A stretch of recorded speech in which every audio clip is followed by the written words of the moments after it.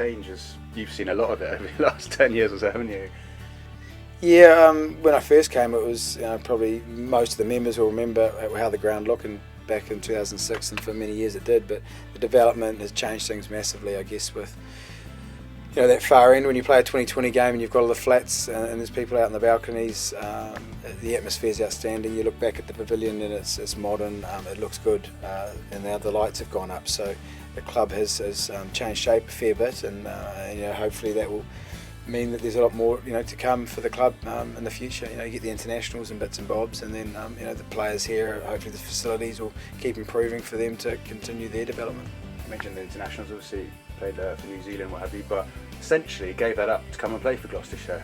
10 years, 11 years on, no regrets? No regrets at all. I've had, when I first came in 2006, at the time I was playing a bit for New Zealand, a little bit in and out at that stage, but I still had that involvement with the New Zealand team, and again, really enjoyed it, loved it. But the county circuit, there's something about that 2006 I absolutely loved, and just with the security of being able to have sort of full-time employment, I thought that was for me at the time, and no regrets. As I said, I've come here, met my wife, I've started a family. I think Bristol is a brilliant city to bring up young kids and to just be a young bloke as well. When I first got here, it's a bit similar to New Zealand. You've got the countryside not far away with the Cotswolds and Wales and the southwest down there. So it's we're pretty lucky to have stayed here and been able to forge a bit of a career in Gloucester and live in Bristol.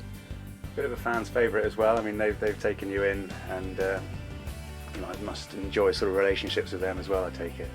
Yeah, I think the Gloucester members, supporters, fans have always been pretty good to us. We haven't had the best of times over the last 10 years. We've obviously last year was something which was pretty special, but they've been pretty patient with us, and I think as players you realise that we don't get too much stick, but you're always trying to make them happy, and certainly when it's not going so well on the field, no one gives you too much jib. But to be honest, I've always tried to give time to members and fans and the youngsters. I remember as a kid myself, I used to try and get autographs and run around enjoying cricket when I was watching. So I always try and give a little bit back, and most people just want to have a chat and find out what's going on and how you're getting on this season. Sometimes when it's not going so well, you find it a bit tougher, but if you're having a bumpy year, it makes it a bit easier. Off to New Zealand. What's next for Hamish Marshall? I start a new job in April in insurance. Got a business with my older brother there, so we're looking to sort of get that up and running. A complete change for me. I've lived in what I call a bubble. I've been a cricketer for so long now, so now it's sort of down to me. Lizzie downstairs sends you a text, tells you where to be and what hotel you're staying in, and that'll be me now. I'll have to look after myself a bit more, but I'm looking forward to that challenge, looking forward to the change of lifestyle. And I think for my family and the kids and things, and being closer to family, I think that'll just be something that we haven't had for the last sort of 5-10 years, so looking forward to that as well.